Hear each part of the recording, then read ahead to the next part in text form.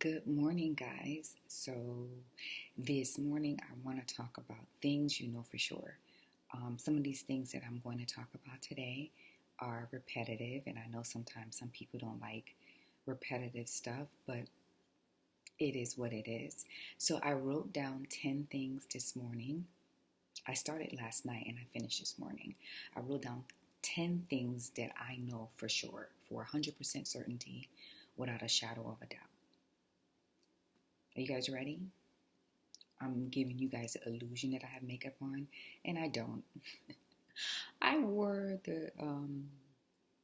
I put on lipstick today just to feel a little fancy, and then I start laughing in the mirror. I'm like, I'm giving the illusion that I have makeup on, and I don't. Anyways, the first, the first thing is, no matter how much pain we are in, listen. No matter how much pain we are in, no matter how many tears that we cry, no matter how much we negotiate with God, no matter how hard things are for us, if we're in a certain season where God is building our character, there's nothing we can do to change God's timeline. And I'm learning this in this particular season that I got out of 2019 and I got into 2020, and the residuals of it is coming out of it, 2021.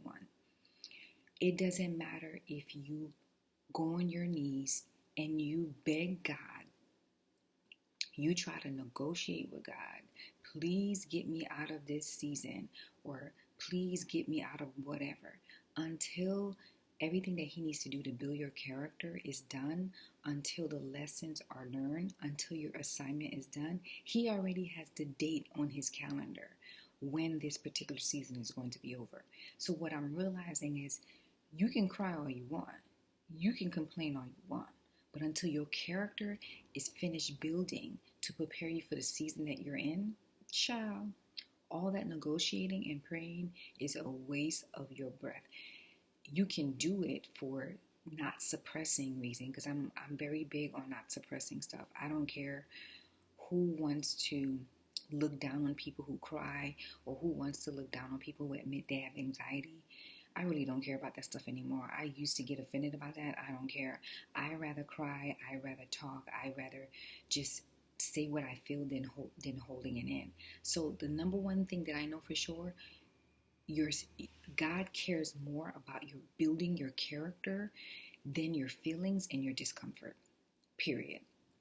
The second thing is, no human being has the innate ability to fake it till you make it until Affinity. I've talked about this in a devotion that I did before. It's impossible to be able to fake it till you make it forever. Like, you can't fake it till you make it forever. You just can't do that. You can do it for a long stretch. You can do it for a long time. But the way God built us, he built us in his image. God built us in his image. And because he built us in his image, us being an image of anybody else other than our own self, which is the image of him, is not going to work.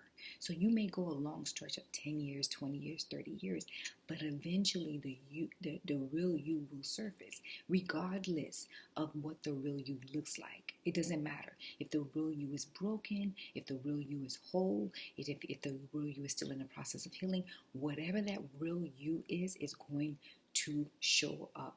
This is what I know for sure, for 100% certainty.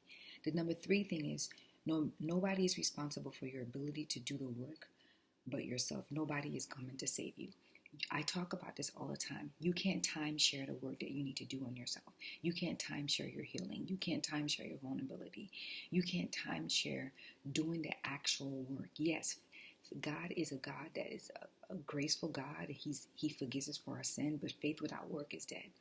And faith without work is dead is not just for tangible things and things that we want from God, monetary things, to live in our purpose. I'm talking about the work that we need to do in ourselves to be the best version of ourselves. We can't timeshare that to anybody. No one's going to save us. We have to do the work ourselves. The 5th thing is, you can't outwork out a bad habit. No matter how much you work out, if you're not eating well, it's a wrap. If you're not eating well, it's a wrap. I've been on both sides. I have eaten well and then not work out, and I have worked out and not eating well. And what I've come to find out that's successful is that you have to eat well and work out. And I think, and you don't have to be super legalistic when it comes to eating. I don't believe in a set diet. I believe whatever works for your body, you do that. But you can't do one without the other. It's more effective when you do both together. This I know for sure. The sixth thing is, what people think about you is none of your business. And let me tell you something right now. If I worried about what people think about me, I wouldn't even be doing this video. I'm going to tell you something. So my friend Cynthia called me. I did a post. I did a devotion the other day about not faking it till you make it. I shared a story about my therapist and shared a story how I flew in a plane all the time when I was married to spend time with my sister, and I was telling her all this stuff. My friend Cynthia called me. She said, guess what? She goes, my sister called me. I was like, what? My sister called me to tell me, to ask her if I'm telling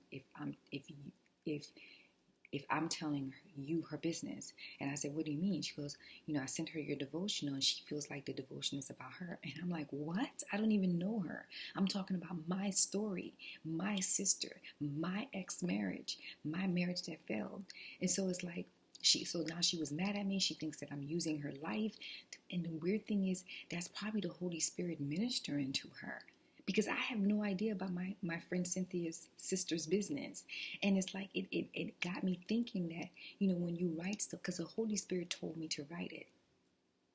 The Holy Spirit told me to write it. I felt it on my spirit to write it that day. And it had nothing to do, guys, I promise you, and everything I love, when I wrote that post, when I wrote that devotion, fake it till you make it, it had nothing to do with anyone. I literally woke up and God put it on my freaking spirit to write. He put it on my spirit to write that day. And my friend's sister is upset at me, thinking that my friend told me her business, and we hadn't. It got so bad that I had to tell her what I'm telling you guys now, that the Holy Spirit put it on my spirit. It's like people get offended about things and it has nothing to do with them. And my motto is, you can't worry about what people think. If you worry about what people think, I wouldn't be on social media. I wouldn't have wrote a book. I wouldn't be doing this video. I wouldn't be doing all this stuff. I just can't worry about that. I broke up with perfection, wanting everything, my videos to be perfect. I don't have perfect makeup on. Listen. What people think about you is none of your business. I'm going to get up and I'm going to be obedient to God. So I share that story about my friend's sister because, there were words shared about me that was very rude and disrespectful. And I could have let that got to me and like, you know what, I'm not going to do any more videos anymore, because every time I do a video, every time I do a devotional, every time I write a post on social media, people get offended. They think I'm talking about them, and I'm not talking about, guys, I'm not talking about anybody. It's on my spirit to write or to post, and I posted. It has nothing to do with anyone. So if you find yourself constantly getting offended about something, it's an area that you need to change in your life. Open wounds are affected by alcohol if there's an open wound. But if I take alcohol and I pour it on my skin right now, nothing's going to happen. Why? Because there's no open wound. You only get offended by things that you need to change. So people's opinion, honey, got nothing to do with me. People got a problem with my bald head. People got a problem that I come on social media with no makeup on. They're like, why your nails are not on? I'm like, everything about your videos are not polished. You're this and your dad and your that's your business, not mine. That got nothing to do with me. This I know for sure. Seventh thing is, you can't trick or force a man to love you. Woo, child. Listen, men know very early on, they put you in these categories. You're either going to be their wife, or you're going to be their play toy, or they're just going to be your friend and use you for resources. They know very early on. It doesn't take a man a long time to figure out what position you play in his life. And no matter what you do, if he is not feeling you and he has you in a certain category of you're just going to be his play toy or you're just going to be a friend, nothing you do is going to change that. You can't fake being celibate. You can't fake all of a sudden you found Jesus. Oh my God, I found Jesus because I want a man. Or whatever it is that you do. You can't force a man to love you. It's either he love you or he don't. Trust me, boo. Trust me. This I know for sure. Okay? Number 8 is children listen to what you do, not what you say. Listen, as a mother, I have not been the best mother ever. Best mother. And let me explain to you what I mean by that. I love my son with all my heart. I was his sole caretaker for a long time. As you guys know, I shared before that he wasn't born with renal failure, but he was born with a medical issue that's called urethral valve, which slows down your urine. And when they finally fixed that, his kidney was already affected. So I took care of my son. I love my son. I've made bad decisions in my marriage which affect my relationship with my son. So because of that, I am not a perfect mother, So what I learned in mothering, for my example, kids don't give a damn what you tell them. It's about what you do. You can't tell a child, don't do this, and then you do it, and then you say, no, don't do what I do. Don't do what I do what I say. It doesn't work that way because they may not say anything to you, but what you do is you're planting seeds in them. And when they get older, they're going to carry that with them, and they're never going to forget it, and they're going to resist you, and they're going to lose respect for you. Just because you're a parent doesn't mean you earn respect automatically just because you're a mom and you're a dad. Those days of like, I'm going to hit you, I'm going to do, no, respect has to be earned regardless of what your title is. Just because I'm a mother and I have a son doesn't mean my son has to go give me a respect that I don't deserve. You have to earn it. Kids respect, listen to what you do, not what you say. So what you do and what you say have to match, and believe me, they're watching. And then everything that you're doing, they're going to. I have so much work to do with my son, so much work to do with our relationship because of bad decisions I made in the marriage. Okay, so kids, listen to what you do, not what you say. The 9th thing is everyone at some point feels like they don't want to do something. Guys, I'm going to be honest with you. I'm talking to you right now. I did not want to do this video. And it doesn't happen every morning, but once in a while it happens. I kind of had a hard night yesterday, and I didn't want to work out. I forced myself to work out. I didn't want to do this video. I'm doing the video. There's certain things I don't want to do, but guess what kicks in? Discipline. This is why I talk about discipline all the time. When you don't feel like doing something, discipline kicks in. Your habit gets you out of the rut of you not wanting to do something. This I know for 100% certainty. So when you create habits and routines, the habit and routine is what's going to save you for the days that you don't want to do something. The last thing is there's no way you can have a meaningful life without putting God first. Did you guys think I forgot about God? No.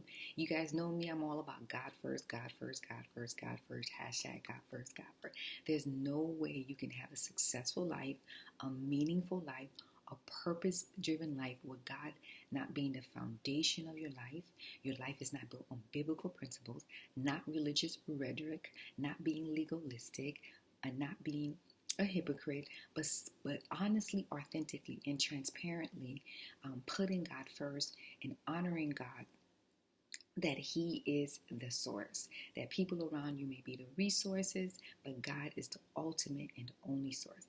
And unless you do that, there's no way you can have a meaningful and purposeful life. So those are the 10 things that I know for sure. What do you know for sure? Because these things, child, I know for sure. Sure. Bye, guys.